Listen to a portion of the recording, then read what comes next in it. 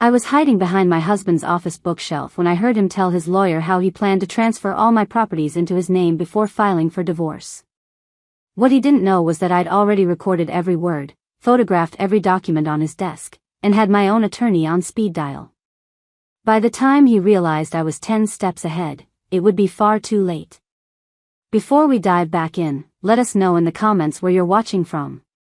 And if this story resonates with you, don't forget to subscribe, because tomorrow's story is something truly special I can't wait to share. Let me tell you how this all started. My name is Adrienne Caldwell, and I built my real estate portfolio from absolutely nothing. At 34, I owned 7 commercial properties across Riverside Heights, 3 residential buildings in the downtown district, and a boutique hotel that had been featured in Luxury Travel magazine. My company, Caldwell Property Group, had become one of the most respected names in the city's real estate market. I met Derek Hammond at a charity auction 6 years ago. He was charming, well-dressed, working as a financial consultant at a mid-tier investment firm. He didn't have much, but he had ambition, or so I thought. What I mistook for ambition was actually calculated targeting. We married after a whirlwind 18-month courtship. I was honest about my assets from the beginning, even showing him my portfolio during our engagement. I want complete transparency, I'd told him. No secrets about money. He'd smiled that warm smile of his and said, "I love that you're successful. I'd never want to take that away from you." Looking back now, I can see how carefully he'd studied my words. Not to admire my success, but to map out exactly how to steal it. The discovery happened on a Thursday afternoon in late September. The air had that crisp autumn bite that made Riverside Heights feel like a postcard. I'd left my office early, planning to surprise Derek with tickets to the symphony. His favorite composer was being featured that weekend. Our home was a renovated Victorian in the Maple Grove district, one of my first successful renovation projects. I'd converted it from a neglected estate into our dream home. The thought of that now, that I'd literally built the house he was plotting to steal from me, makes my blood boil. I pulled into our driveway and immediately noticed Derek's car. Odd. He'd texted just an hour earlier saying he'd be working late at the office. I grabbed my briefcase and headed inside, calling out his name. Silence. I checked the kitchen, the living room, even our bedroom upstairs. Nothing. Then I heard it, a low murmur of voices coming from Derek's home office in the converted attic space. The door was closed, which was unusual. Derek always left it open when he was on regular business calls. Something in my gut twisted. Call it intuition, call it the universe warning me, but I knew something was wrong. I quietly climbed the stairs, my heels in my hand to avoid making noise. As I got closer, I could distinguish 2 voices, Derek's and another man's, deeper and more formal. They were speaking in hushed but urgent tones. The office door was solid oak, but there was a small gap near the bottom where the wood had warped slightly over the years. I'd been meaning to fix it. Now I was grateful I hadn't. I knelt down, my heart hammering so loudly I was certain they could hear it through the door. The property transfers need to happen before she suspects anything, the unfamiliar voice said. Once everything's in your name, the divorce filing becomes significantly simpler. She'll have no legal standing to claim what's technically yours. My entire body went cold. How long will the paperwork take? That was Derek's voice, measured and clinical. Not the warm, affectionate tone he used with me. This was business Derek. Calculating Derek. A Derek I'd never heard before. 2 weeks, maybe 3 if we encounter any bureaucratic delays, the other man replied. I've prepared the power of attorney documents using the signatures we discussed. The beauty of this approach is that it appears entirely legitimate, spousal property consolidation for tax purposes. By the time she realizes what's happened, the transfers will be finalized and legally binding. And the prenup? Derek asked. Ironically, that works in our favor. Since you signed a prenup protecting her premarital assets, these transfers will appear to be mutual marital planning rather than asset seizure. No judge will question a husband and wife consolidating properties for estate planning purposes. I pressed my hand over my mouth to stifle the gasp threatening to escape. The prenup I'd insisted on, the one designed to protect what I'd built before our marriage, was being weaponized as the perfect cover for theft. It took a lot of care and time to prepare and narrate this for you, so if you're enjoying it, a quick subscribe really helps and means the world to us. Alright, let's get back to it. What about her business partner? Doesn't she co-own some properties with that woman? What's her name? Derek asked. Jasmine Reeves, the lawyer supplied. 3 properties are jointly held. Those will require a different approach. But the 4 commercial buildings, 2 residential properties, and the hotel are solely in Adrienne's name. Those are the priority targets. For commercial buildings. 2 residential properties. The hotel. They were discussing stealing nearly 80% of everything I'd worked for. Assets worth approximately $14 million. When do I sign? Derek asked, and I could hear the eagerness in his voice.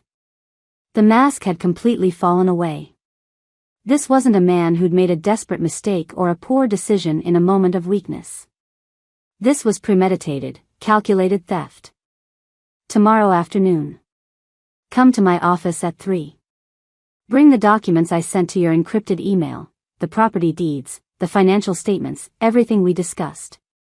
Once you sign the power of attorney, I can begin the transfer process immediately. Perfect, Derek said. And she won't be notified? Not until it's far too late to stop it. They both laughed. Actually laughed. My husband and this lawyer were laughing about stealing my life's work. I stayed frozen on that attic landing for what felt like hours but was probably only minutes. My mind raced through 1,000 thoughts simultaneously. Shock. Betrayal. Rage. But underneath all those emotions, something else emerged, cold, crystalline clarity. I heard chairs scraping, the sound of them standing. They were wrapping up their meeting. I had maybe 60 seconds before Derek would open that door and find me crouched outside like some pathetic detective in a bad movie. I moved quickly but silently back down the stairs, slipping my heels on only when I reached the first floor. I grabbed my briefcase and walked straight out the front door, closing it with deliberate normalcy. I got in my car, started the engine, and drove. I didn't know where I was going. My hands gripped the steering wheel so tightly my knuckles turned white. The symphony tickets sat in my passenger seat, mocking me with their cheerful red envelopes. Somewhere around Riverside Park, I pulled over and sat staring at the lake. The sun was setting, painting the water in shades of orange and gold. Beautiful. Serene. Completely at odds with the chaos erupting inside my chest. I could confront him. I could scream, cry, demand answers. I could call the police, report the conspiracy I just overheard. Or I could be smarter than that. Derek thought he was 10 steps ahead. He thought he'd orchestrated the perfect theft, using legal loopholes and my own protective measures against me. What he didn't realize was that I'd built a $14 million real estate empire by being smarter, faster, and more strategic than every competitor in Riverside Heights. If he wanted to play games with my properties, my assets, my life's work, then fine. I'd play too. But I'd play to win. I pulled out my phone and opened a new note. At the top, I typed, Evidence Collection, Day 1. Below that, I began listing everything I'd overheard, every detail I could remember. The lawyer's voice. The mention of encrypted emails.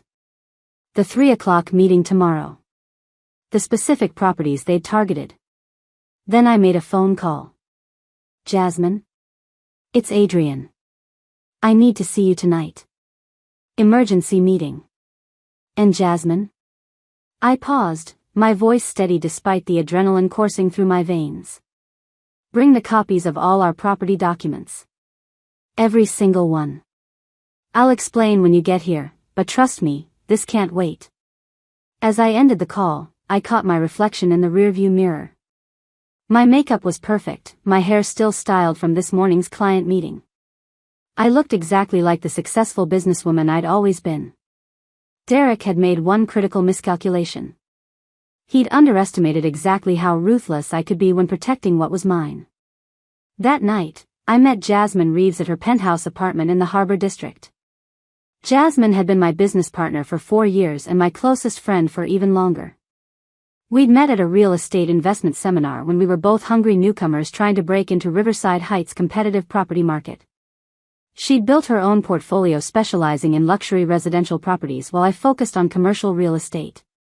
Together, we'd co-invested in 3 premium properties that had become some of our most profitable ventures. When I arrived at her door, she took one look at my face and immediately poured 2 glasses of wine. "Talk," she said simply, gesturing to her leather sofa. I told her everything. The overhead conversation. Derek's conspiracy with the mysterious lawyer. The planned property transfers. The weaponization of my own prenup. As I spoke, Jasmine's expression shifted from shock to fury to something colder, calculated determination. "That absolute bastard," she said when I finished. Her voice was quiet, which made it somehow more frightening. Jasmine didn't get loud when she was angry. She got strategic. "How long have you been married?" 6 years this November. "And he's been planning this for how long, do you think?" That was the question that had been haunting me during the drive to her apartment. "I don't know. Could be months. Could be years." Jasmine stood and walked to her home office, returning with her laptop and a leather portfolio. "All right. First things first, we need to protect our joint properties immediately. Tomorrow morning, first thing, I'm calling our corporate attorney. We'll restructure the ownership of those 3 buildings into a trust that requires both our signatures for any changes. Won't that tip Derek off that I'm suspicious?" "No, because I'll position it as my idea for tax purposes. You can even mention it to him casually, like I'm being overly cautious about my own assets. He won't connect it to his plans because as far as he knows, you're completely clueless." I nodded, grateful for her clarity while my mind was still reeling. "What else?" "We need to figure out who this lawyer is. The one he's meeting tomorrow at 3 o'clock. Jasmine opened her laptop. "Did you recognize the voice at all?" "No. But he sounded older, experienced. The way he talked about legal loopholes. This isn't his first time helping someone commit fraud." "Okay. So we're looking for someone unethical enough to help steal from a spouse but established enough to know the system inside and out." Jasmine's fingers flew across the keyboard. "Derek uses Hammond and Associates for his regular business, right? His investment firm?" "Yes, but this felt different. More personal. Like this lawyer was working specifically for Derek, not for his company." Jasmine pulled up several legal directories. "Here's what we're going to do. Tomorrow, you're going to follow Derek. I know it sounds dramatic, but we need to know which law office he's visiting. Once we have a name, we can research this person's background, find out if there have been any complaints, any patterns." The thought of following my own husband like some private investigator made my stomach turn, but she was right. "Okay. I can do that." "Good. Now, tonight, we need to secure your digital footprint." Jasmine pulled out a notepad. "Do you have all your property documents backed up somewhere Derek can't access?"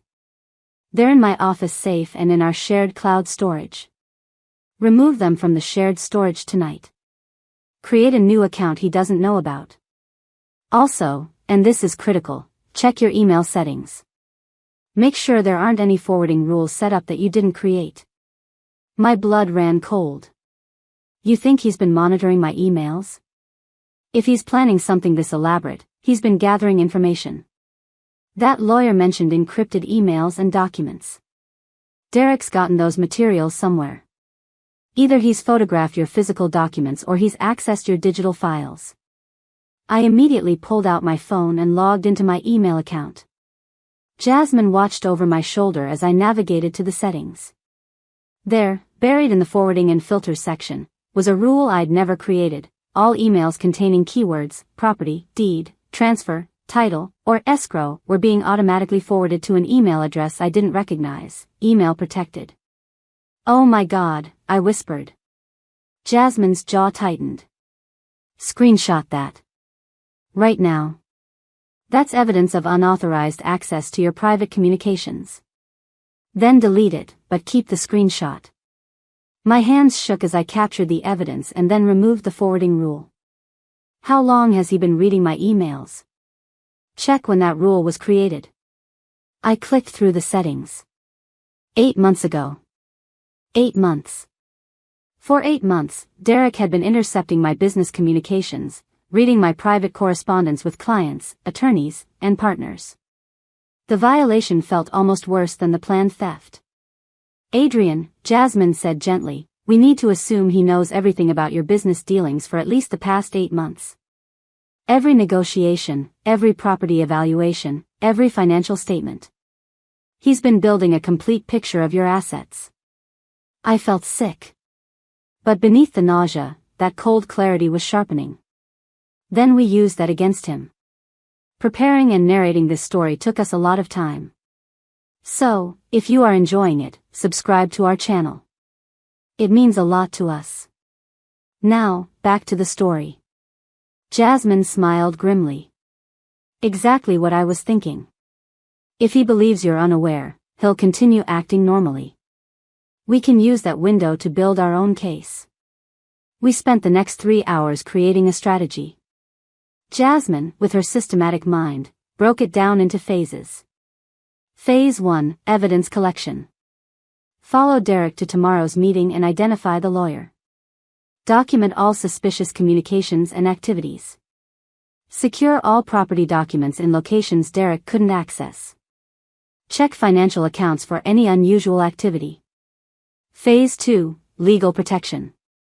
Consult with a divorce attorney specialized in asset protection. Place protective holds on all property titles. Restructure vulnerable assets into protected trusts. Prepare documentation of Derek's unauthorized email access. Phase 3, counter strategy. Determine optimal timing for confrontation. Decide whether to pursue criminal charges for fraud and identity theft. Plan how to expose his conspiracy while maintaining control of the narrative. By the time I left Jasmine's apartment at nearly midnight, I had a comprehensive action plan and a renewed sense of purpose. The devastation I'd felt earlier had transformed into something harder and more useful, determination. When I arrived home, Derek's car was in the driveway. The house lights were on. I sat in my car for a moment, preparing myself to walk inside and pretend everything was normal. To smile at the man who was plotting to rob me blind. To sleep next to someone who saw me not as a wife but as a target. I could do this. I'd negotiated with ruthless developers, outmaneuvered predatory investors, and built an empire in a male-dominated industry.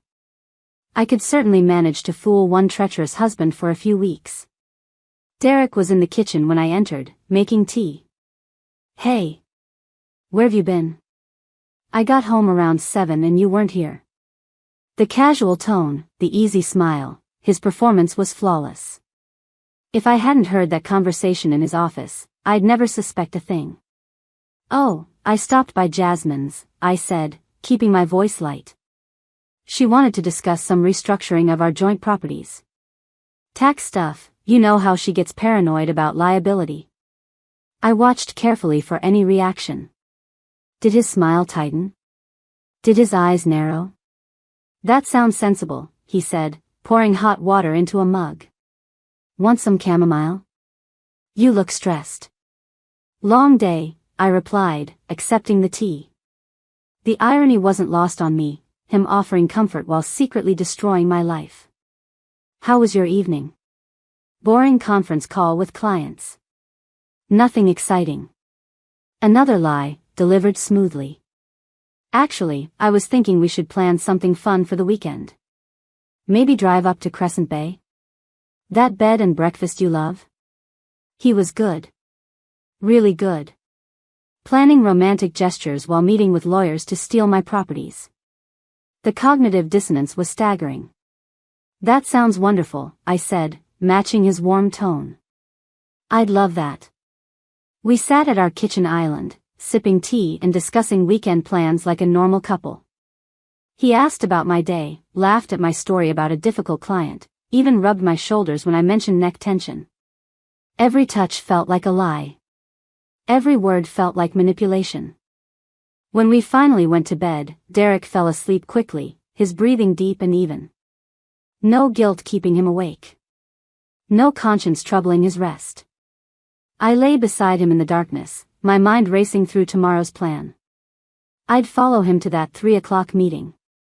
I'd get the lawyer's name. And then I'd begin building a case so ironclad that Derek would never see it coming until it was far too late. My phone was hidden under my pillow, recording app ready. If he said anything incriminating in his sleep or during early morning calls, I'd capture it. I'd also set up a small camera in his office earlier, hidden inside a decorative bookend I'd given him last Christmas. If he had those property documents the lawyer mentioned, I'd need copies of everything. As I finally drifted towards sleep, I thought about Derek's words from our wedding day, "Everything I have is yours, and everything you have is ours." He'd meant it differently than I'd understood it then. He'd been planning this from the very beginning. The next morning, I woke before Derek and slipped downstairs to my home office. I had 3 calls to make before he woke up. First, I called Patricia Thornton, the most aggressive divorce attorney in Riverside Heights. I'd never met her personally, but her reputation was legendary. She'd secured record-breaking settlements for her clients and was known for her scorched-earth approach to marital litigation. Ms. Thornton's office, a crisp voice answered. "This is Adrian Caldwell. I need an emergency consultation this afternoon. It's regarding asset protection in an anticipated divorce." There was a pause, then, "Ms. Caldwell from Caldwell Property Group?" "Yes." "Hold please." 30 seconds later, a commanding voice came on the line. "Ms. Caldwell, Patricia Thornton here. Your real estate work has been on my radar for years. Impressive portfolio. What's the situation?" I gave her the abbreviated version. Husband plotting to steal properties, meeting with lawyer today at 3, needed immediate legal protection. "Have you confronted him?" "No. He doesn't know I'm aware." "Good. Keep it that way. Can you come in at noon? I'll clear my schedule. I'll be there." Second call was to Gregory Chen, a forensic accountant I'd worked with on a complicated commercial property acquisition 2 years ago. If Derek had been planning this for months or years, there would be financial breadcrumbs, small transfers, hidden accounts, suspicious transactions. "Gregory, it's Adrian Caldwell. I need your help with something sensitive and urgent." "Name it." "I need a complete forensic analysis of my business and personal finances for the past 3 years. Every account, every transaction, every property-related payment. I'm looking for evidence of manipulation or unauthorized access." Gregory was quiet for a moment. "That's a comprehensive request. Should I know what I'm looking for?" "My husband. I think he's been setting up a financial framework to steal my properties." "Jesus. Okay. I'll need authorization to access all your accounts. I'll send everything this morning." "Gregory, I need this done quickly but thoroughly. Time is critical." "Understood. I'll start immediately." The third call was the hardest. I dialed my brother, Thomas Caldwell, who lived 2 hours away in Millbrook. Thomas was a federal prosecutor, and while he couldn't represent me personally, his expertise in fraud cases would be invaluable. "Addie?" His voice was groggy. I'd woken him. "It's 6:30. What's wrong?" "Tom, I'm sorry to call so early, but I need your legal expertise. Not as my brother, as a prosecutor who understands fraud." I heard rustling as he sat up. "Tell me." I explained everything, the overheard conversation, the encrypted emails, the unauthorized access to my communications, the planned property transfers. As I spoke, I could hear his breathing change, his prosecutor brain engaging. "Addie, this isn't just divorce territory. This is criminal fraud, identity theft, possibly wire fraud if he's used electronic communications to facilitate the scheme. You need to involve law enforcement." "Not yet. I need to gather more evidence first. If I go to the police now with just an overheard conversation, it might not be enough. He'll destroy evidence, claim I misunderstood, make it a he said she said situation. Thomas was silent for a long moment. You're thinking like a prosecutor. Build the case first, make it airtight, then bring it to authorities when he can't wiggle out. Exactly. All right. Here's what you need: recordings if possible, documented evidence of the unauthorized email access, copies of any documents he's forged or plans to forge, financial records showing unusual transactions, and ideally, testimony from the lawyer he's working with. That last one seems unlikely. You'd be surprised. If the lawyer realizes the scheme has been exposed, he might flip on Derek to avoid his own criminal liability. Conspiracy to commit fraud, especially of this magnitude, carries serious penalties. No attorney wants to lose their license and face prison time. We talked for another 20 minutes, with Thomas outlining exactly what evidence would be most valuable from a criminal prosecution standpoint. By the time Derek's alarm went off upstairs, I had a clear roadmap for evidence collection. I quickly closed my office door and headed to the kitchen to make coffee, the perfect image of a wife starting a normal Friday morning. Derek came downstairs dressed in one of his expensive suits, the ones I'd paid for, I now realized with bitter irony. Morning, beautiful. You're up early. Couldn't sleep. Lots on my mind with the Waterfront Plaza negotiations. He kissed my forehead. You'll close that deal. You always do. The casual confidence in his voice. Did he think I was stupid? That I wouldn't notice when $14 million worth of property suddenly transferred out of my name? Or did he plan to be long gone before I figured it out? What's your schedule today? I asked, pouring him coffee. Meetings all morning, then I have a client consultation this afternoon around 3. Should be home by 6 though. Want me to pick up dinner? Client consultation. Such a clean lie. That'd be great. Maybe Ty from that place on Riverside Avenue? You got it. He left at 8:15, briefcase in hand, likely containing whatever documents the lawyer had requested. The moment his car pulled out of the driveway, I sprang into action. First stop, Derek's home office. The hidden camera I'd installed would capture any activity, but I needed to search for physical evidence. I put on thin gloves, no fingerprints on anything I shouldn't be touching. His desk was meticulously organized. 3 neat stacks of client folders, a laptop he always took with him, a few personal items. Nothing obviously incriminating. But Derek was smart.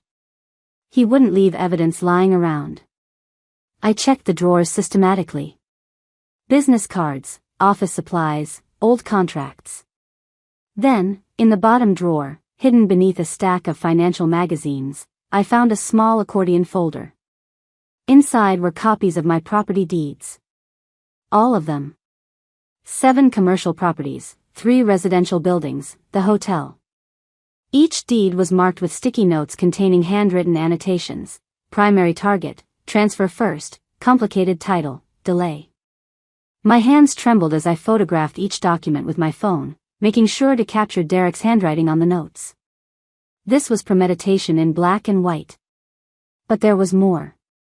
Behind the deeds, I found printed emails, conversations with the mysterious lawyer. The email address was different from the forwarding rule I'd discovered, email protected. I photographed every page. The email chain went back 11 months. 11 months of planning, strategizing, discussing the best methods to legally appropriate my assets. One email made my blood boil. The key is patience. Let her continue building the portfolio while you position yourself as the supportive husband. The more assets she acquires before the transfer, the more profitable this becomes for you. She's essentially working to fund your future while thinking she's building your shared life together. Derek's response: agreed. She's so focused on expansion right now, she doesn't notice anything else. Perfect timing. They were discussing me like I was a mark in a con. A useful idiot working to enrich the man who planned to rob me. I photographed everything, then carefully replaced the folder exactly as I'd found it. Derek was methodical, he'd notice if anything was out of place. Next, I checked his computer browser history using the desktop he kept in his office for when his laptop was at the firm. He'd searched for articles on spousal property rights in Riverside Heights, power of attorney limitations, and most damning, how to transfer property without spouse knowing. Screenshot. Screenshot. Screenshot. By the time I finished in his office, I had over 200 photographs documenting his conspiracy. But I needed more. I needed to know who this lawyer was and exactly what they were planning to do today at 3 o'clock. At noon, I drove to Patricia Thornton's office in the historic Chandler Building downtown. Her suite occupied the entire 10th floor, with floor-to-ceiling windows overlooking Riverside Heights Financial District. Patricia herself was exactly what I expected, impeccably dressed in a charcoal suit, steel gray hair cut in a sharp bob, and eyes that missed nothing. "Ms. Caldwell," she said, gesturing to a leather chair across from her massive desk. "Show me what you have." I spent the next hour walking her through everything. The overheard conversation. The email forwarding. The documents in Derek's office. The 11 months of conspiratorial emails. I showed her every photograph, every screenshot, every piece of evidence I'd collected. Patricia's expression remained neutral throughout, but her fingers drummed once on the desk when I showed her the emails, the only sign of emotion she displayed.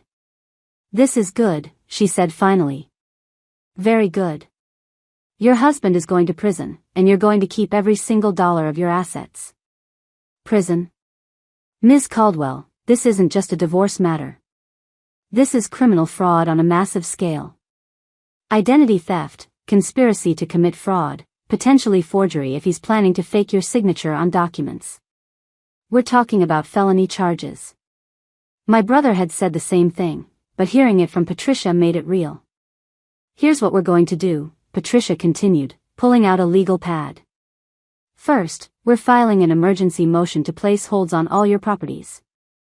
No transfers can occur without court approval. Second, we're documenting everything for criminal referral. Third, and this is crucial, you're going to let him go to that meeting today." "What? Why?" "Because we need him to take one more step toward execution. Right now, we have conspiracy and planning. If he signs those power of attorney documents today, if he takes that final action toward executing the fraud, the case becomes airtight. No defense attorney can argue he was just thinking about it or that he changed his mind." My stomach twisted. "So I just let him do it?" "Not entirely.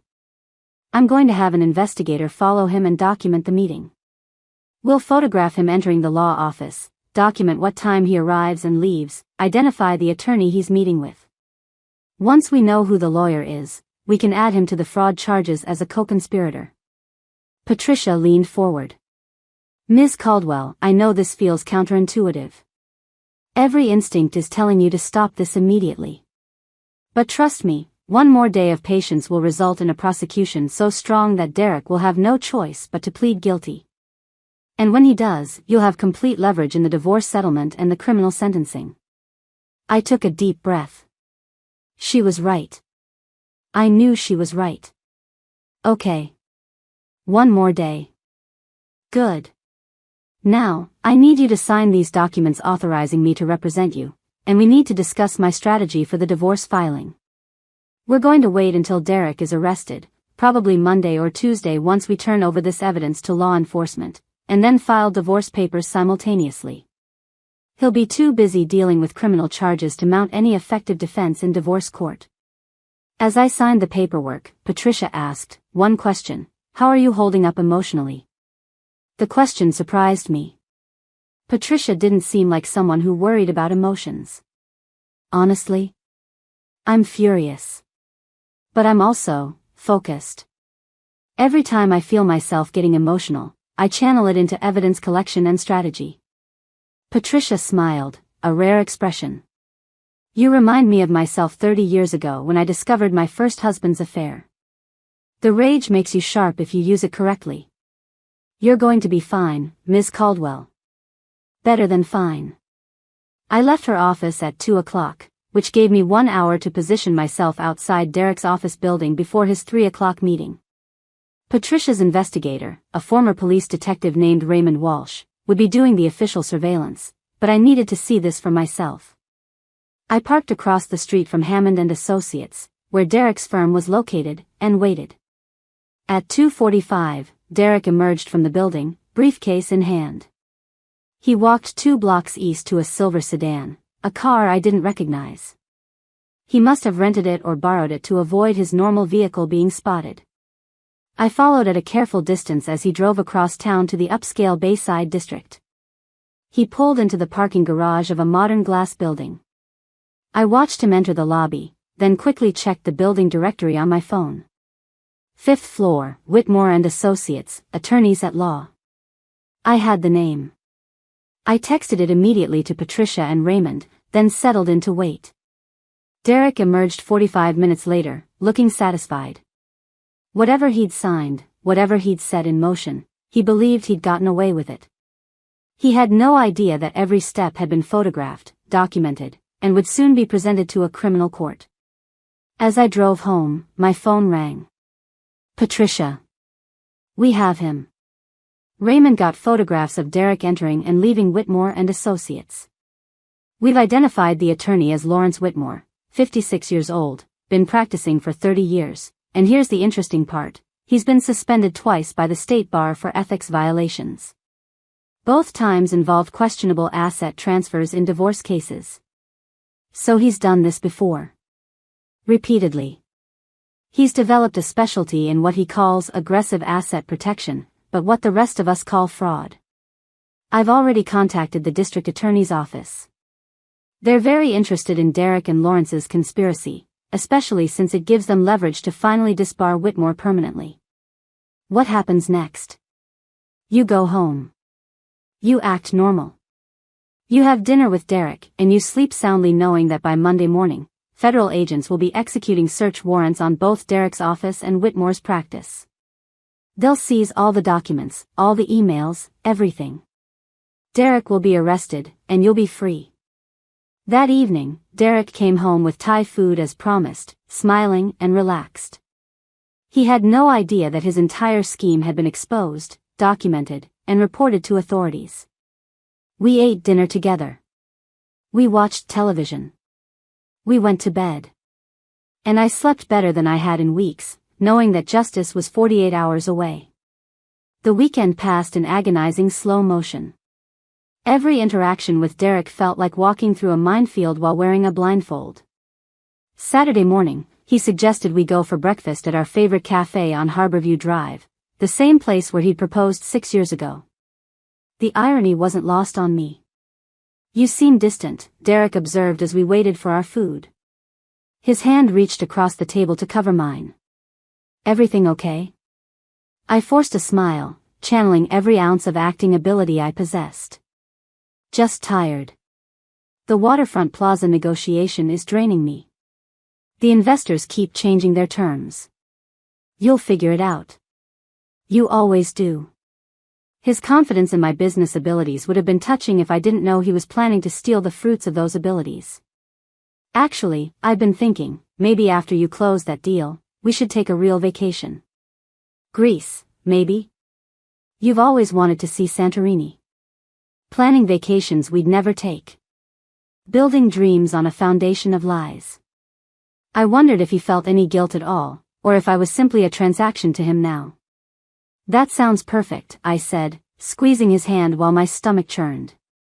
Sunday was worse. Derek's parents came over for dinner, a weekly tradition we'd maintained since our wedding. Margaret and Harold Hammond were kind people who'd welcomed me into their family without reservation. Watching Derek laugh and joke with them, playing the devoted son while plotting felony fraud, made me sick. You two seem so happy, Margaret said as she helped me clear dishes after dinner. Harold and I were just saying the other day how lucky Derek is to have found you. I smiled, but the words felt like glass in my throat. By this time tomorrow, her son would be under arrest. Their family would be shattered by scandal. And while Derek deserved everything coming to him, I felt genuine sorrow for the collateral damage about to explode through the Hammond family.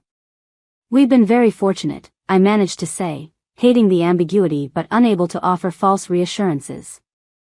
That night, lying in bed next to Derek, I checked my phone one last time. Patricia had texted, "Everything is set. Federal agents will execute search warrants at 8 a.m. tomorrow. Stay home until you hear from me." I turned off my phone and stared at the ceiling. Tomorrow, everything would change. Monday morning arrived with brilliant sunshine, the universe's apparent sense of irony in full display. Derek woke early, unusually energetic as he got ready for work. "Big day," he said, nodding his tie. "I'm meeting with a potential client who could bring substantial business to the firm." More lies, delivered with casual ease. I wondered what he'd really planned for today. Maybe following up on the property transfers? Perhaps meeting again with Lawrence Whitmore to finalize paperwork? He'd never get the chance. "Good luck," I said, kissing him goodbye at the door. "I'll be working from home today, need to finish the waterfront proposal." "Perfect. Love you." "Love you too." The words tasted like poison, but I delivered them perfectly. The moment his car disappeared down our street, I exhaled deeply and grabbed my phone. Patricia called at exactly 8:15. "It's happening now. Federal agents are at Hammond and Associates and at Whitmore's office. Derek is being detained for questioning." My hands trembled. Detained? Not arrested? They'll arrest him once they've secured all the evidence from his office. This is standard procedure: detain, search, collect evidence, then formal arrest. You should expect a call from Derek within the hour. He'll probably use his one phone call to contact you. What do I say? Nothing useful. Act shocked. Confused. Ask what's happening but don't offer any information or support. And Ms. Caldwell? Don't go to the federal building. Don't try to see him. Let him sit with this alone. The call came at 9:30. I let it ring 3 times before answering, steadying my voice. "Derek? Adrian." His voice was tight, strained. "Something's happened. Federal agents are at my office. They're saying something about fraud investigation and they've seized my computer and files." "What? Fraud? Derek, what's going on?" "I don't know. This is insane. They won't tell me anything except that I need to come to the federal building for questioning. I need you to call our lawyer." "Which lawyer? What kind of lawyer do we need?" "Criminal defense." "Jesus, Adrian, I don't know. Just find someone. The best someone. I'll call you as soon as I can." The line went dead. I sat on my sofa, phone still pressed to my ear, and felt absolutely nothing. No satisfaction. No vindication. Just empty numbness. My phone buzzed with a text from Jasmine. "News is spreading. Derek Hammond detained in federal fraud investigation. Are you okay?" I texted back, "Home. Can you come over?" She arrived 20 minutes later, letting herself in with the spare key I'd given her years ago. One look at my face and she pulled me into a tight hug. "It's really happening," I said into her shoulder. "Yes. And you did everything right. Remember that." We spent the next hour reviewing everything with Patricia via conference call. The federal agents had found extensive evidence in Derek's office files, not just the property documents I'd already discovered, but additional materials. Bank account information for an offshore account in the Cayman Islands where he'd apparently planned to funnel money after selling my properties. Email communications with 3 other attorneys besides Lawrence Whitmore, suggesting Derek had been shopping for someone willing to help him commit fraud until he found Whitmore. Most damning was a detailed timeline Derek had created, a literal step-by-step plan for the theft, including contingency plans if I discovered certain aspects of the scheme. "He thought of everything," Patricia said, a note of grim admiration in her voice. "Except for the possibility that you'd overhear him before he could execute." "What happens now?" I asked. "Derek will be formally arrested this afternoon and arraigned tomorrow morning. The charges will likely include conspiracy to commit fraud, attempted identity theft, wire fraud for using email to facilitate the scheme, and possibly others as the investigation develops. Lawrence Whitmore is being arrested simultaneously. The district attorney wants to send a message that this kind of predatory behavior toward spouses won't be tolerated. And the divorce? We file tomorrow, immediately after his arraignment. While he's dealing with criminal defense attorneys and bail hearings, we'll be moving forward with divorce proceedings. Given the circumstances, I expect the judge will grant your requests for exclusive use of the marital home, protection of all assets, and substantial attorney fees to be paid from Derek's personal accounts. After Patricia ended the call, Jasmine made tea while I tried to process everything. "How are you really doing?" she asked. "Honestly? I feel numb. I thought I'd feel triumphant or vindicated, but instead I just feel sad. 6 years of my life with someone who saw me as a target from day one. How did I miss it?"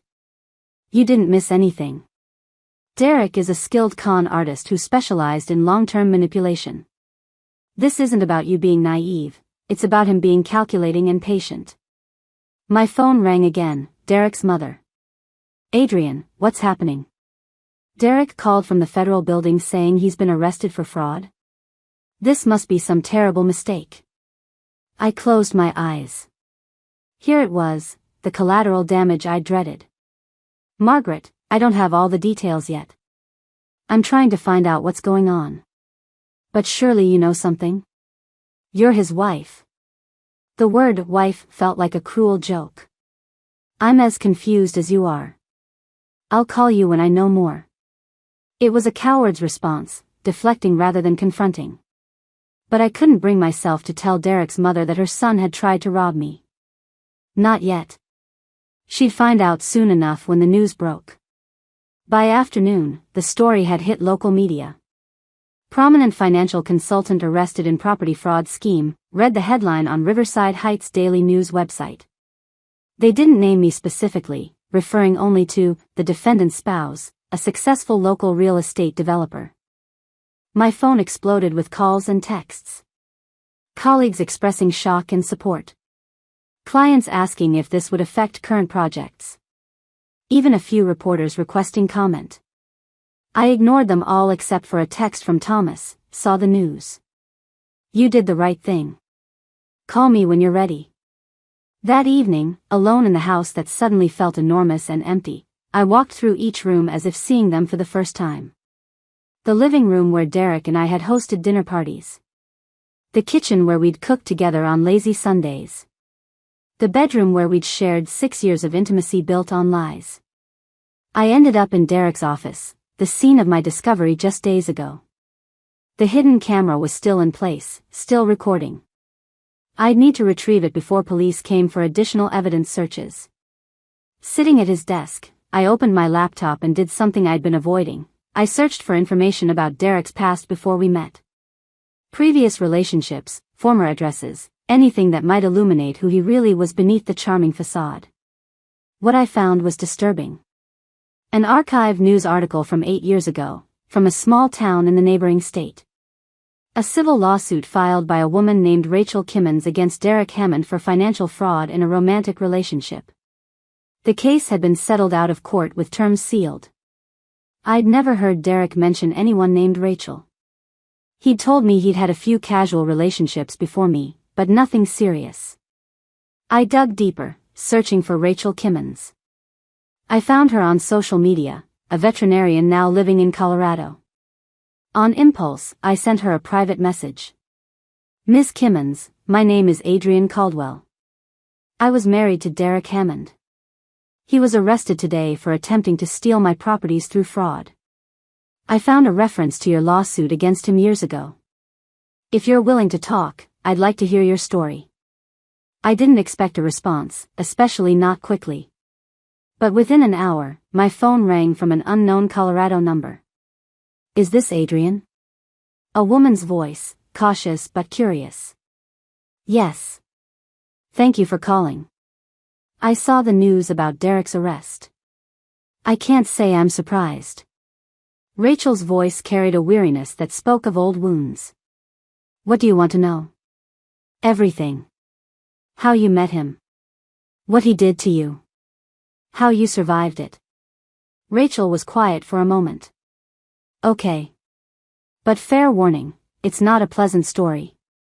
She told me about meeting Derek 9 years ago at a charity fundraiser, almost exactly how I'd met him.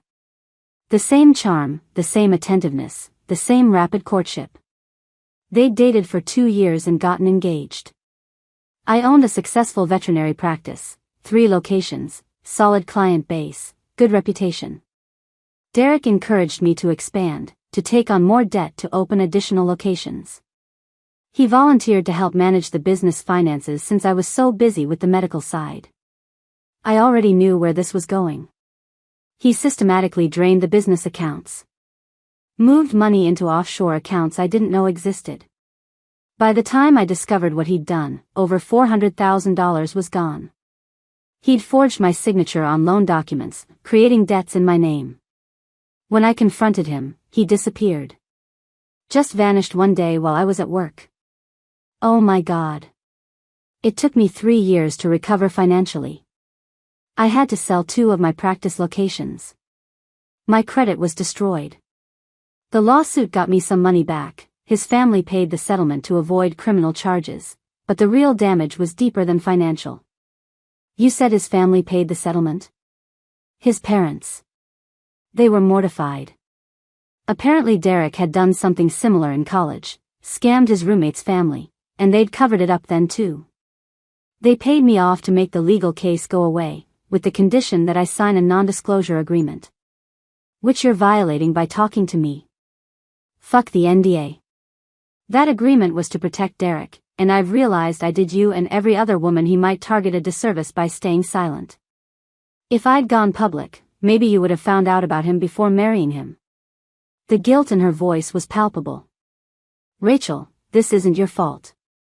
He's a predator. He would have found a way even if you'd spoken out. Maybe. But listen, Adrian, don't let his family pressure you into dropping charges or settling quietly. They'll try. They'll offer money, they'll appeal to your compassion, they'll promise Derek will get help. Don't believe them.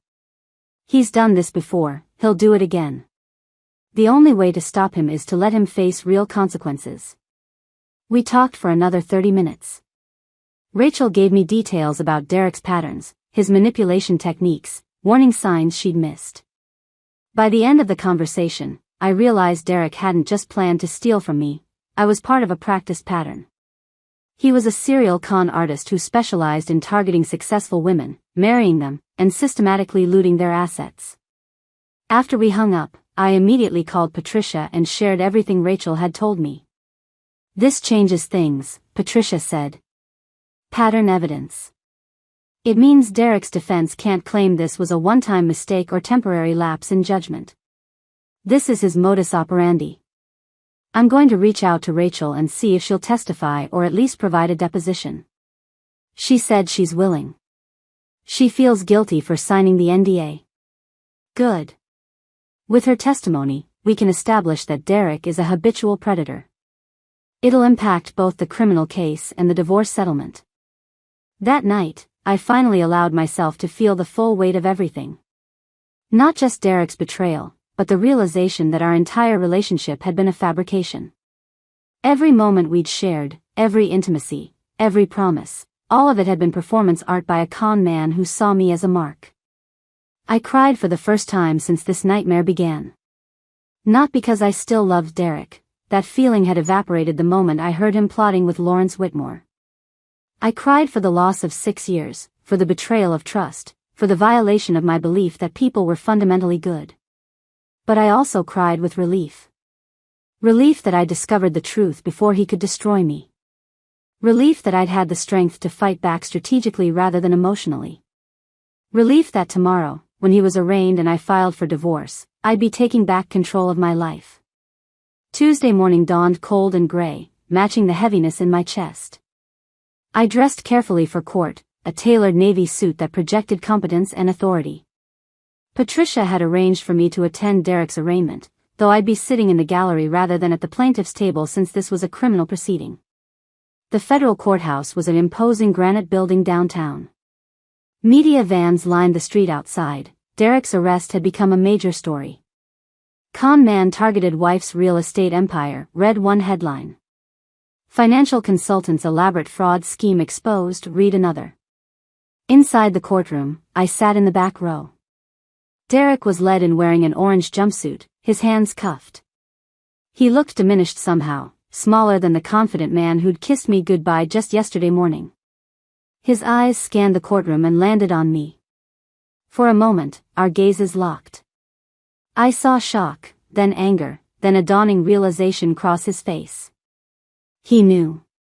Somehow, he'd figured out that I was behind his arrest. Good.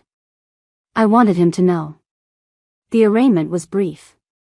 The prosecutor outlined the charges: conspiracy to commit fraud, attempted identity theft, wire fraud, forgery, and theft by deception.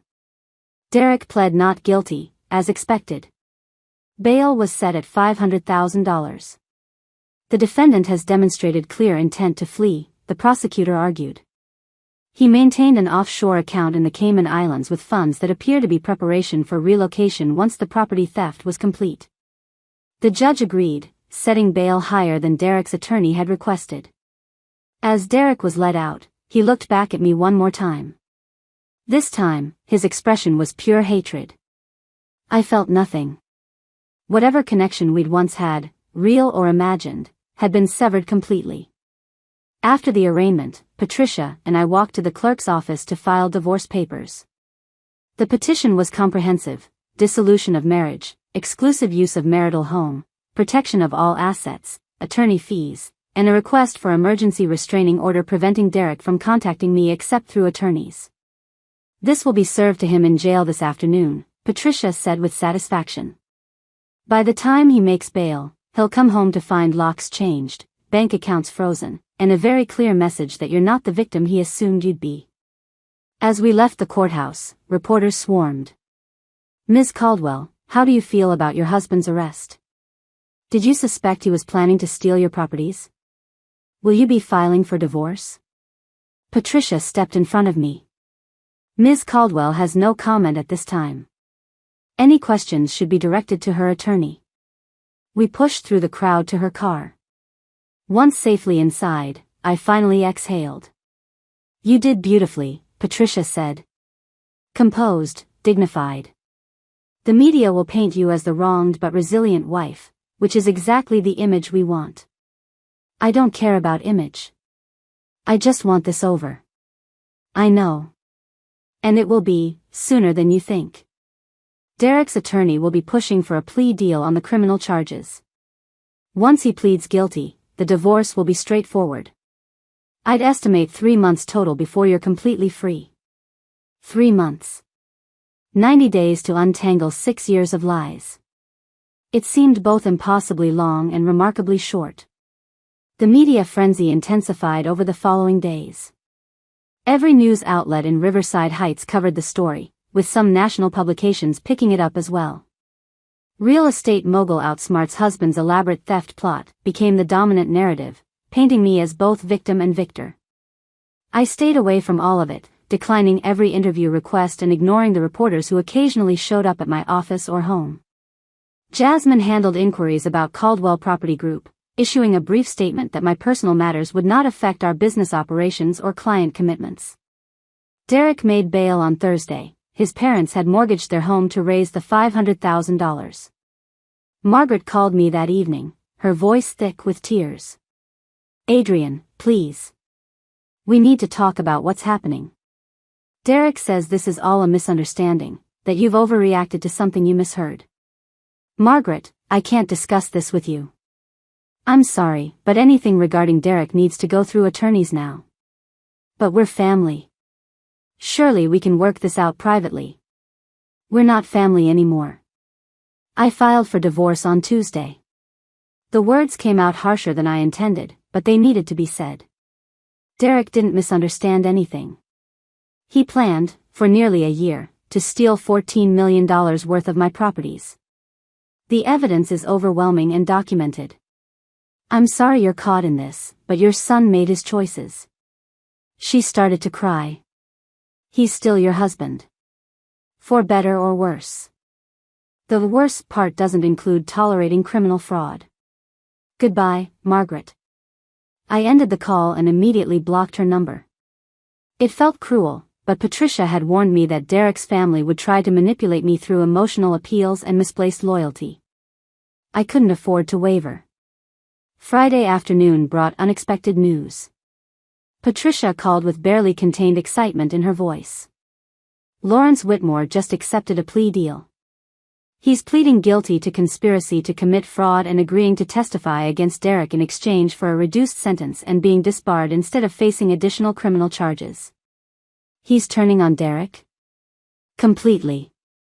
The federal prosecutor has already interviewed him. Whitmore provided documentation of every meeting, every email, every detail of the scheme. Apparently Derek approached him specifically because Whitmore had a reputation for ethically questionable work. Derek told Whitmore he wanted to legally acquire his wife's assets before divorcing her. Legally acquire. That's quite a euphemism for theft. Whitmore's testimony will destroy any defense Derek might attempt. The prosecutor is now confident they can prove premeditation, planning, and intent beyond any reasonable doubt. Derek's attorney is already reaching out about a plea deal. What kind of plea deal? That depends on several factors, but expect them to offer guilty pleas to reduce charges in exchange for a shorter prison sentence. The prosecutor will likely accept because it saves the expense of a trial and guarantees conviction. I'd estimate Derek will be offered somewhere between 3 to 5 years in federal prison. 3 to 5 years. It seemed simultaneously too much and not enough. Too much time for what remained of Derek's life and reputation to be destroyed. Not enough for the magnitude of betrayal and calculated cruelty he'd planned. What do I need to do? Nothing right now. The criminal case will proceed independently. Our focus shifts entirely to the divorce. With Derek facing certain conviction, his attorney will want to settle the divorce quickly and favorably to you. It makes him look more sympathetic in sentencing if he's cooperating fully and taking responsibility. That evening, alone in my house, I wandered through rooms that were slowly beginning to feel like mine again. I'd started making changes, small at first, but increasingly significant. The guest bedroom was being converted into a home office designed to my specifications. I'd donated Derek's clothes to charity, reclaiming the closet space. Pictures of us together had been removed from walls and shelves, replaced with artwork I'd been storing in the basement because Derek claimed it didn't match his aesthetic preferences. Each change felt like reclaiming territory. Erasing evidence of his presence and replacing it with authentic expressions of who I was without his influence. My doorbell rang at 7:30. I checked the security camera and saw Thomas standing on my porch, holding takeout bags.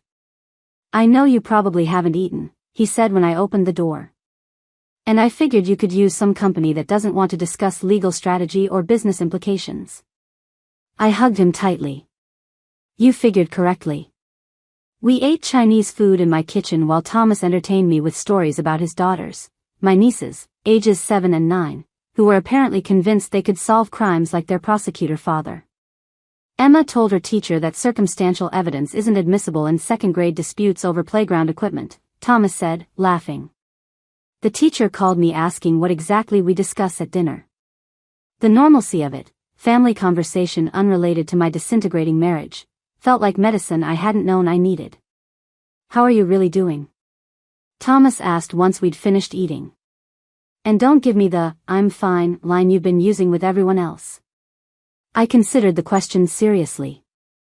"I'm angry. Hurt. Betrayed. But also strangely relieved. Does that make sense?" "Completely. You're grieving what you thought you had while simultaneously celebrating escape from what it actually was." "Exactly. Sometimes I catch myself missing him, missing the version of Derek I thought existed. Then I remember that person never existed, and I'm mourning a fiction. That's actually the healthiest perspective you could have. You're not denying the loss, but you're also not romanticizing what you lost." We talked for hours, about Derek's pattern of predatory relationships that Rachel had revealed, about my plans for renovating the house, about what I wanted my life to look like once this nightmare was finally over.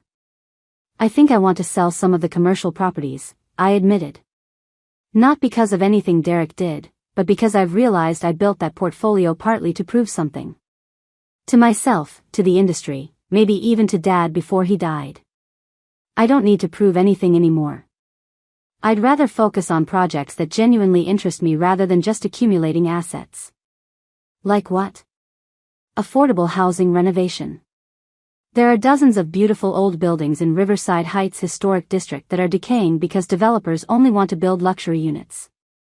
I have the capital and expertise to restore them while keeping them accessible to actual residents, not just wealthy investors. Thomas smiled. That sounds like the sister I grew up with. The one who did her 8th grade science project on sustainable urban development while everyone else made volcanoes. I was an insufferable nerd. You were passionate about making things better. Still are, apparently. After Thomas left, I felt more grounded than I had in days. The constant stress of the legal proceedings and media attention had made me lose sight of the future beyond this crisis. Talking about actual plans, real dreams that had nothing to do with Derek or revenge or vindication, reminded me that life existed beyond this moment. Monday brought Derek's formal plea negotiation. Patricia called me mid-morning with an update. Derek's attorney just sent over a proposed settlement for the divorce. They're offering to contest nothing. You get the house, all properties remain in your name, Derek relinquishes any claim to spousal support, and he'll pay your attorney fees from his personal accounts. That seems too easy. It's strategic. Derek's criminal attorney wants him looking as cooperative and remorseful as possible before sentencing. Contesting the divorce or fighting over assets would make him appear vindictive and unrepentant. This way, he can tell the judge he's taking full responsibility and making amends. So he's using our divorce as a prop in his criminal defense. Essentially, yes. But the result is what we want: quick, clean dissolution with full asset protection. I recommend we accept with one addition, a clause preventing Derek from ever writing or profiting from any account of your relationship or this situation. No book deals, no interviews for payment, nothing. He doesn't get to monetize what he did to you. Absolutely. Add that clause. Done. I'll have the settlement finalized by end of day. We can probably have a judge sign off on the divorce within 2 weeks, given the circumstances. 2 weeks. After 6 years of marriage, it would take only 2 weeks to legally erase it. The speed felt surreal, but I wasn't complaining. That afternoon, I had a meeting scheduled with Gregory Chin, the forensic accountant I'd hired to analyze my finances. He'd been working systematically through 3 years of records, and had requested this meeting to share his findings. His office was in a nondescript building near the financial district, the kind of place where serious, unglamorous work happened away from public attention. Gregory himself matched the setting, methodical, precise, entirely focused on data rather than drama. I've completed the analysis, he said, sliding a thick binder across his desk. The results are disturbing but not surprising given what we already knew about Derek's intentions. He walked me through his findings with charts and spreadsheets. Derek had been systematically siphoning small amounts from our joint household account for 2 years, amounts too small to trigger attention individually, but totaling nearly $80,000 when aggregated. Where did the money go? Multiple places. Some went to the Cayman Islands account federal investigators discovered. Some went to a separate checking account in Derek's name only that he opened using a business address so statements wouldn't come to your home. And some, approximately $30,000, went to cash withdrawals. Cash? For what? That I can't determine from banking records. But based on timestamps and locations, many withdrawals occurred in the Bayside district near Lawrence Whitmore's office. My hypothesis is that Derek was paying Whitmore in cash for preliminary consultations before they formalized their arrangement. The image of Derek methodically stealing from our shared household funds to pay a corrupt lawyer to help him steal everything else was almost darkly comic in its audacity. There's something else, Gregory continued, his expression darkening. I found evidence that Derek attempted to open a line of credit using your property deeds as collateral. He submitted applications to 3 different banks 2 months ago. My stomach dropped. Using my properties without my knowledge? He forged your signature on the applications. All 3 banks rejected the applications for various reasons: inconsistent documentation, inability to verify your consent, concerns about the loan terms. But if even one had been approved, Derek could have borrowed against your assets and disappeared with the money. Can we prosecute him for that too? We can certainly provide this evidence to federal prosecutors. It's additional counts of fraud and forgery. However, since the applications were rejected, a prosecutor might consider it attempted fraud rather than completed fraud. Still worth pursuing as it establishes additional pattern evidence. I left Gregory's office with the comprehensive report and immediately forwarded it to Patricia and the federal prosecutor's office. Each new discovery of Derek's machinations felt like another layer of betrayal, but I'd moved beyond shock. Now I just wanted every crime documented and prosecuted. Wednesday brought Derek's formal plea hearing.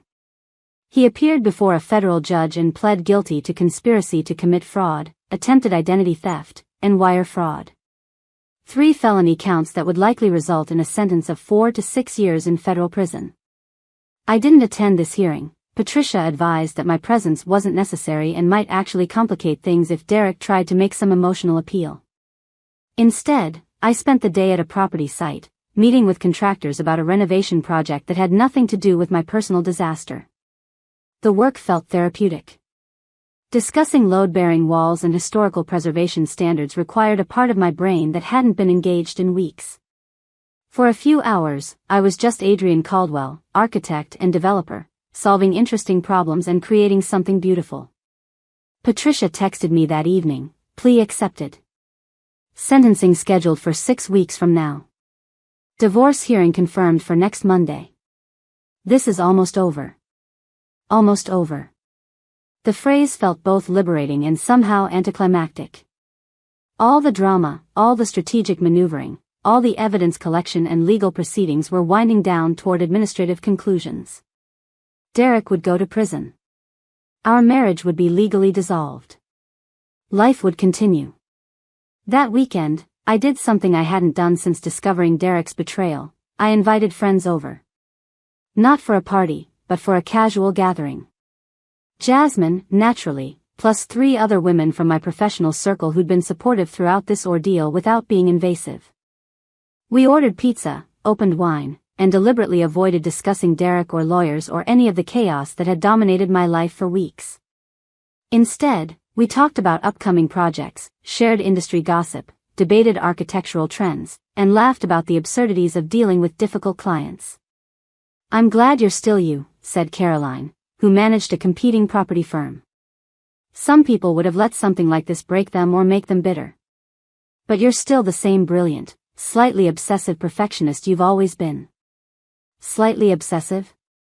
Jasmine interjected. She color-coded her evidence binders. Everyone laughed, including me. It felt good to be seen as something other than a victim or a triumphant survivor. Just a person, flawed and complex, navigating difficult circumstances while remaining fundamentally herself. Monday arrived with unseasonable warmth, early November sunshine that felt like the universe's blessing on new beginnings. I dressed carefully for divorce court, choosing a cream-colored suit that projected confidence without aggression. The hearing was scheduled for 10 o'clock. Patricia met me outside the courthouse, looking satisfied. "Derek signed everything this morning.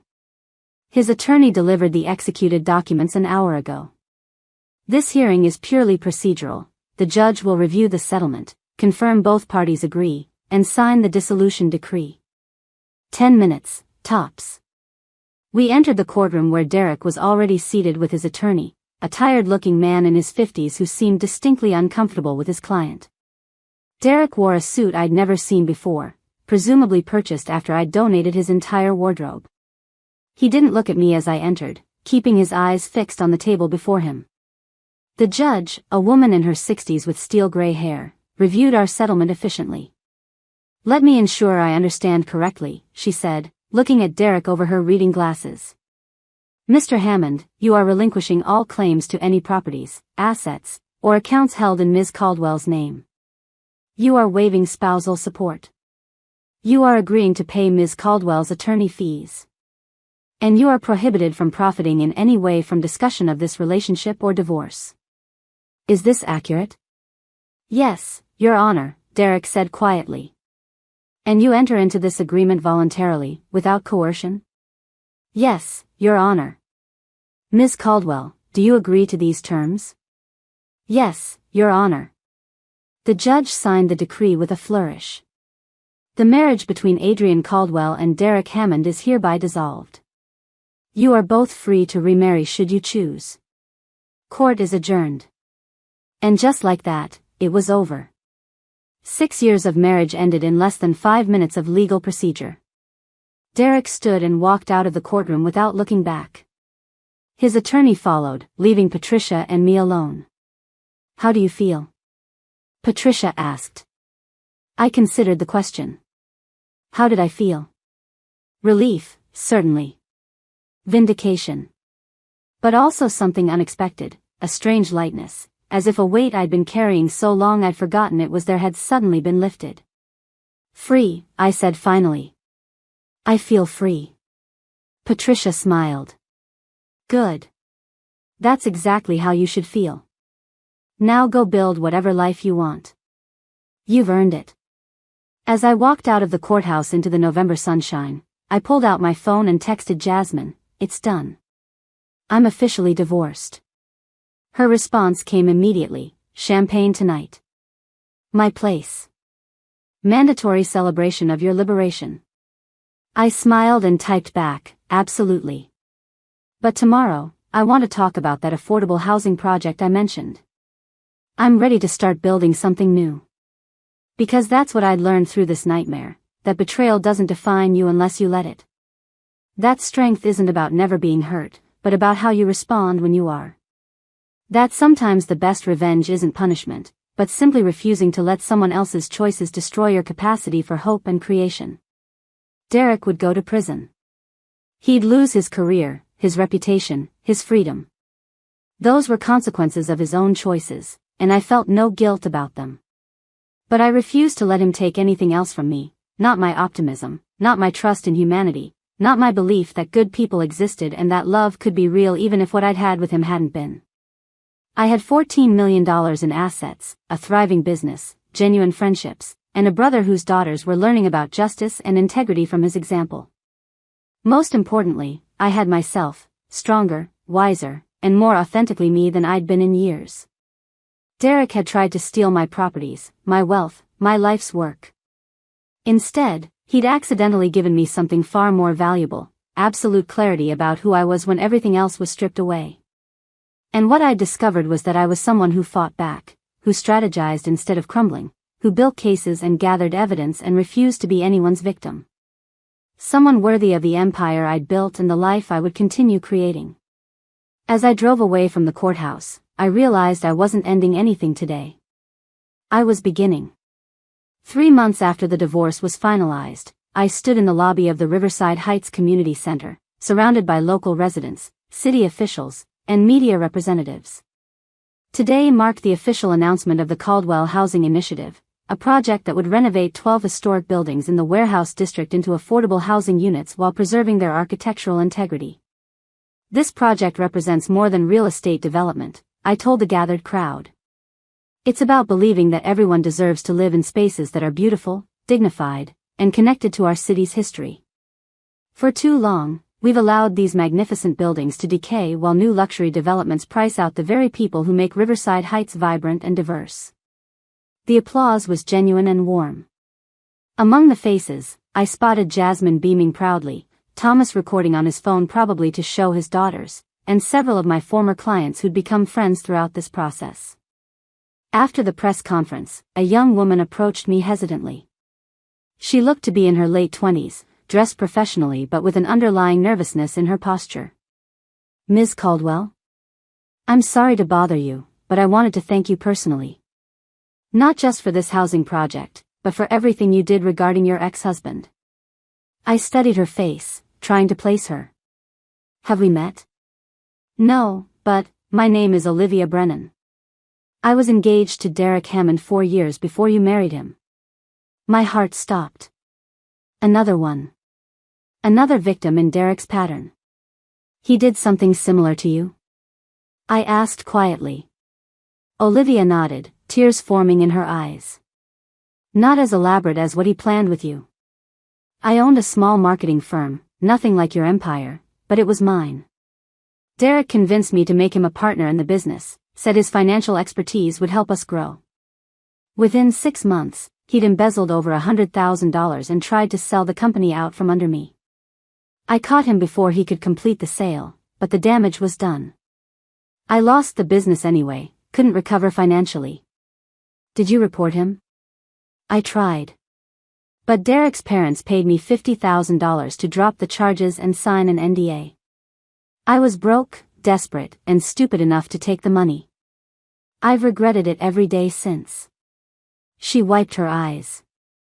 When I saw what he tried to do to you and that you fought back and won, it gave me hope that maybe he'd finally face real consequences. He's in federal prison. 4.5 years, and he'll be monitored for years after release. I know. I attended his sentencing hearing. I needed to see it for myself. Olivia managed a small smile. Seeing him in that orange jumpsuit, hearing the judge call him a predatory con artist who targeted successful women with calculated cruelty, it gave me closure I didn't know I needed. We talked for another 20 minutes. Olivia had rebuilt her life, now working as a marketing director for a nonprofit. She'd started therapy, worked through the financial devastation, and was finally in a healthy relationship with someone who'd never asked her for a single dollar. You inspired a lot of people, Olivia said as we parted. Not just victims of fraud, but anyone who's ever felt powerless. You showed that being strategic and protecting yourself isn't cold or cruel, it's survival. After she left, I sat alone in my car processing the encounter. How many others were there? How many women had Derek targeted before perfecting his technique on me? Rachel, Olivia, probably others who'd never come forward. The weight of it settled on my shoulders differently now. Not as personal betrayal, but as evidence of a systematic predator who'd operated freely for years because his victims had been pressured into silence. I'd broken that silence. And in doing so, I'd apparently given others permission to reclaim their stories. That evening, I met with my therapist, Dr. Naomi Foster, whom I'd started seeing a month after Derek's arrest. Initially, I'd resisted the idea, convinced that I was handling everything fine on my own. Jasmine had insisted, pointing out that strategic competence didn't equal emotional processing. She'd been right. I met another one of Derek's victims today, I told Naomi. 4th person who's contacted me since the story went public. Each one with the same pattern: successful woman, whirlwind courtship, financial targeting, pressure to stay silent. How does knowing about the pattern affect you? It makes it less personal somehow. Not less painful, but less about me specifically. He didn't target me because of something I lacked or failed to see. I was just the next mark in a long line of marks. That's significant insight. You're separating Derek's pathology from your self-worth. I'm trying. Some days are harder than others. I still have moments where I second-guess every decision I made in our marriage. Could I have seen the signs earlier? Should I have been more suspicious when he showed interest in my business? Those are normal questions, but consider this: Derek's entire skill set was built around appearing trustworthy. He spent years perfecting the persona of supportive partner. Recognizing deception when it's performed by an expert isn't a personal failure, it's a testament to how sophisticated the deception was. Naomi leaned forward slightly. The question isn't whether you should have known sooner. The question is, what did you do once you discovered the truth? And the answer is that you protected yourself brilliantly, systematically, and completely. That's not nothing, Adrian. That's remarkable. I left her office feeling lighter, as I always did after our sessions. The work of untangling what had happened, processing the betrayal without letting it define me, was ongoing and difficult. But it was work worth doing. 6 months after the divorce, I attended Derek's formal sentencing for the property fraud charges. The judge had reviewed his guilty plea, considered the evidence, and was now delivering final judgment. Mr. Hammond, the judge said, looking at Derek with undisguised contempt. This court has seen many fraud cases, but few as calculated and coldly executed as yours. You didn't simply make poor decisions in a moment of weakness. You systematically planned, over the course of nearly a year, to steal millions of dollars from your wife, a woman who by all accounts loved and trusted you completely. Derek sat motionless, his face blank. What makes your crimes particularly egregious is the pattern evidence. Ms. Rachel Kimmons, Ms. Olivia Brennan, and at least 2 other women have come forward describing similar schemes you perpetrated against them. You are, quite simply, a predator who targets successful women, gains their trust, and attempts to rob them of everything they've built. The judge shuffled papers on her desk. The prosecution has recommended 48 months in federal prison. However, given the pattern evidence and the aggravating factor of your abuse of marital trust, this court is imposing a sentence of 72 months, 6 years, in federal prison, followed by 5 years of supervised release. You will also pay full restitution to Ms. Caldwell for all legal fees and documented financial damages, totaling approximately $340,000. I felt Jasmine squeeze my hand. 6 years. More than I'd expected, less than Derek perhaps deserved, but enough to make a statement. As Derek was led from the courtroom, he looked back at me once. I held his gaze steadily, letting him see absolutely no regret, no lingering affection, no weakness. Just cold acknowledgement that justice had been served. Outside the courthouse, Patricia was practically glowing. That was the strongest sentence I've seen in a case like this. The judge clearly wanted to send a message about predatory behavior in marriages. Good, I said simply. Maybe it'll make the next Derek Hammond think twice. Or make the next victim of a Derek Hammond feel empowered to fight back. That summer, I sold 3 of my commercial properties, the ones I'd acquired more out of competitive drive than genuine interest. The sales netted over $8 million, which I immediately invested in the affordable housing project and a new venture, a foundation providing legal and financial support to victims of domestic financial abuse. The Caldwell Foundation launched in August with a mission statement I'd written personally: financial abuse in intimate relationships is a crime that thrives on victims' shame and silence. We provide resources, legal support, and community to help survivors reclaim their economic independence and dignity.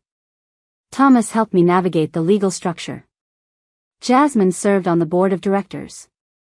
And to my surprise, both Rachel and Olivia volunteered to be part of our advisory committee, lending their experiences to help shape our programs. I spent years feeling like my experience didn't matter because I'd signed that NDA, Rachel said during our first board meeting. Being able to help others now transforms that silence into something meaningful. The foundation started small: a hotline, partnerships with 3 legal aid organizations, and an emergency grant program for women fleeing financially abusive situations. But the need was staggering. Within the first month, we'd received over 300 calls from women across the state describing similar patterns to what Derek had done. We're not just helping individuals, our program director observed. We're documenting a widespread problem that hasn't been adequately recognized by law enforcement or the legal system. She was right. Financial abuse existed in a strange gray area, not quite domestic violence in the traditional sense, not quite white-collar crime, often invisible until catastrophic damage had been done. Our foundation was shining light into that gray area, making the invisible visible. 1 year after my divorce, I was invited to speak at the National Real Estate Developers Conference in Seattle. The topic: resilience and reinvention in business and life. I'd initially declined, uncomfortable with the idea of publicly discussing my personal trauma. But Jasmine had convinced me. Your story isn't just about betrayal, she'd argued. It's about strategic thinking, self-protection, and transformation. Those are lessons every business professional needs. So I found myself on stage before 2,000 developers, architects, and investors, telling my story with careful honesty. When I discovered my husband's plan to steal my properties, I said, I had a choice. I could react emotionally, confront him immediately, burn everything down in rage. Or I could respond strategically, gather evidence, build a case, protect my assets systematically. I chose strategy, and it saved everything I'd built. I paused, looking out at the sea of faces.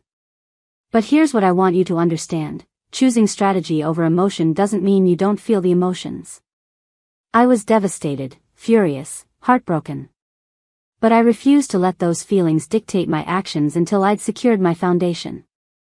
There's a time for emotional processing, and there's a time for cold, calculated self-protection. Knowing which time you're in can make all the difference. The speech resonated deeply. Afterward, dozens of people approached me, not just to offer sympathy, but to share their own stories of business betrayals, partnership disasters, and the strategic thinking that had saved them. I'd expected to feel vulnerable sharing my story publicly. Instead, I felt connected to a community of survivors who understood that strength sometimes looks like spreadsheets and legal documents rather than confrontation and dramatic gestures. That evening, I had dinner with an old friend from graduate school, Marcus Chin, no relation to my forensic accountant Gregory, who'd flown in for the conference. Marcus was a sustainable architecture specialist now based in Portland. I have to admit, Marcus said over wine, when I heard about what Derek did, my first instinct was to fly to Riverside Heights and punch him in the face. I laughed. That would have been counterproductive but appreciated.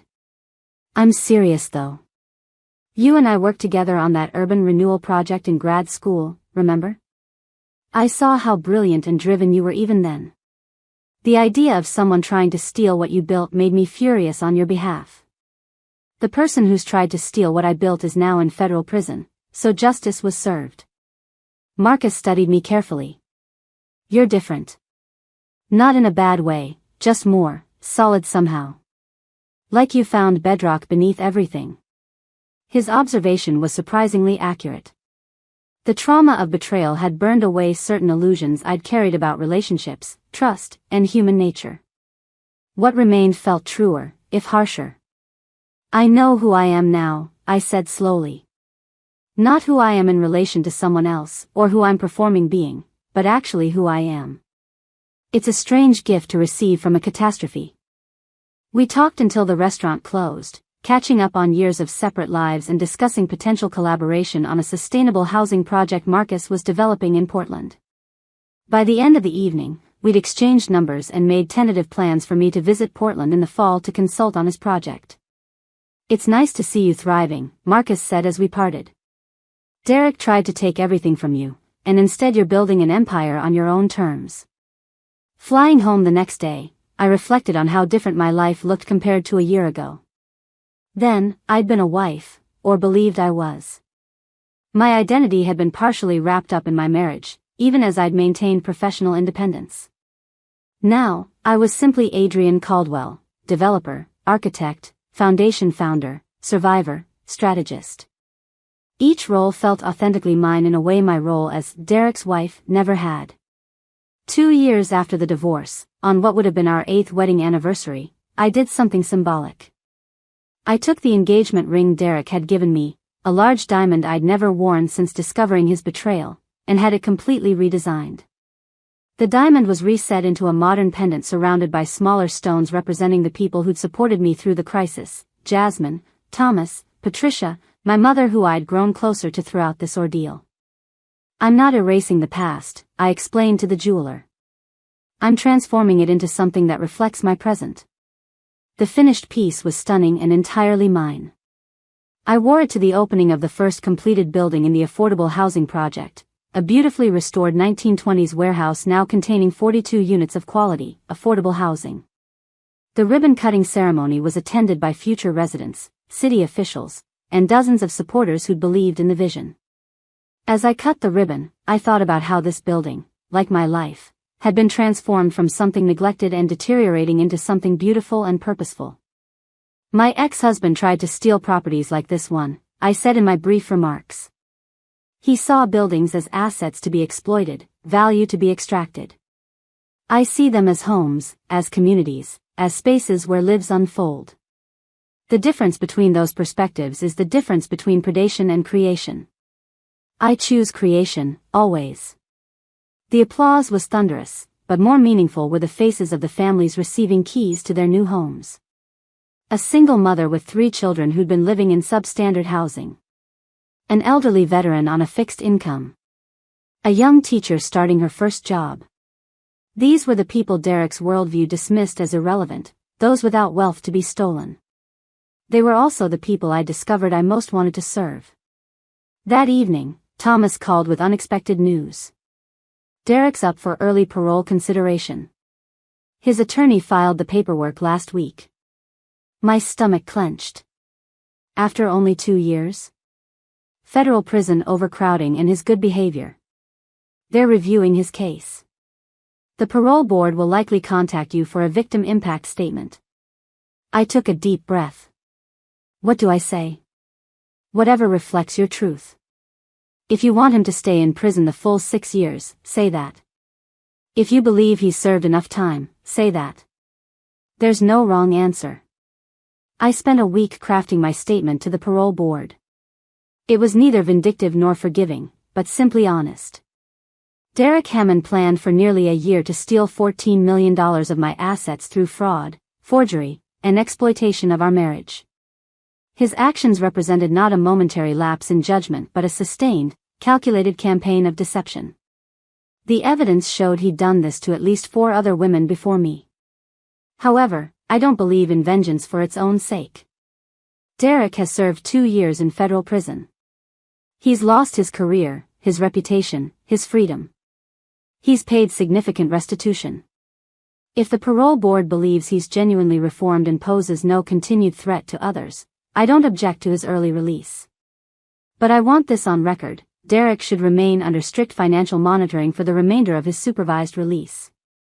He should be prohibited from working in financial services, investment advising, or any position involving others' money. And he should be required to continue therapy addressing whatever pathology led him to target and prey upon successful women repeatedly.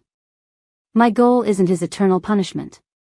It's protection of future potential victims and accountability for his established pattern of predatory behavior. The parole board denied Derek's early release. I received a brief letter explaining that his pattern of offenses and the calculated nature of his crimes weighed against early release. He would serve the full 6-year sentence. I felt neither triumph nor disappointment. Just a quiet acknowledgement that justice was continuing its course.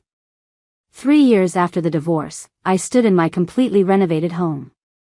Every room had been transformed, walls moved, spaces reconfigured, design elements chosen purely for my preferences.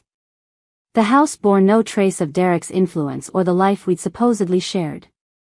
Most significantly, I'd converted Derek's old office, the room where I'd first overheard his conspiracy, into a library and meditation space. Floor-to-ceiling bookshelves held my collection of architectural texts, novels, and design portfolios. A comfortable reading chair sat by the window overlooking the garden I'd expanded. The space felt peaceful, contemplative, entirely mine. Jasmine came over for dinner, bringing her new girlfriend, a marine biologist named Dr. Simone Patterson, who made Jasmine laugh more than I'd ever seen. "I can't get over how different this house feels," Simone said, touring the renovated spaces. "It's like a completely different building." "That was the point," I replied. "I wanted to reclaim it entirely, make it reflect who I am rather than who I was performing being." Over dinner, Jasmine announced they were moving in together. "I know it's fast, we've only been dating 8 months, but it feels right. And after watching what you went through, I know exactly what warning signs to watch for. I'm going into this with eyes wide open." "That's all any of us can do," I said, raising my glass. "Learn from experience, our own and others, and choose courageously anyway." Later, after they'd left, I stood on my back deck watching the sunset paint the sky in shades of amber and rose. My phone buzzed with an email from Marcus in Portland. He was coming to Riverside Heights next month and wanted to discuss collaborating on a project combining affordable housing with sustainable design. Another email announced that the Caldwell Foundation had just received a significant grant from a national women's organization, allowing us to expand services to 3 additional states.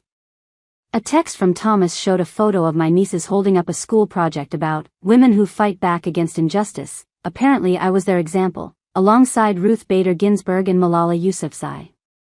My life had become fully, completely, authentically mine. Not built in reaction to Derek's betrayal, but created intentionally from the clarity that betrayal had forced me to find. For years after hiding in Derek's office and overhearing his plot, I could honestly say I was grateful, not for what he'd done, but for who I'd become in response. The woman who discovered that conspiracy had been successful and capable, certainly. But she'd also been performing, accommodating, building an empire partly to prove something rather than purely from passion. The woman I'd become was harder, yes. More suspicious, absolutely. Less likely to trust easily or overlook red flags, definitely. But I was also more authentically myself than I'd ever been. More connected to my real values. More committed to using my resources to help others rather than just accumulating more. Derek had tried to steal my properties, my wealth, my life's work. Instead, he'd accidentally given me back myself. And that, I'd finally realized, was worth more than all $14 million he'd tried to take. As the sun set over Riverside Heights, I raised my wine glass in a private toast. Not to revenge. Not to justice. Not even to survival. But to transformation. To reclamation. To the woman I'd fought to become. To freedom. Coming up next, you'll see 2 more stories we handpicked just for you. If this one struck a chord, you're going to love what's next. Tap to keep the journey going.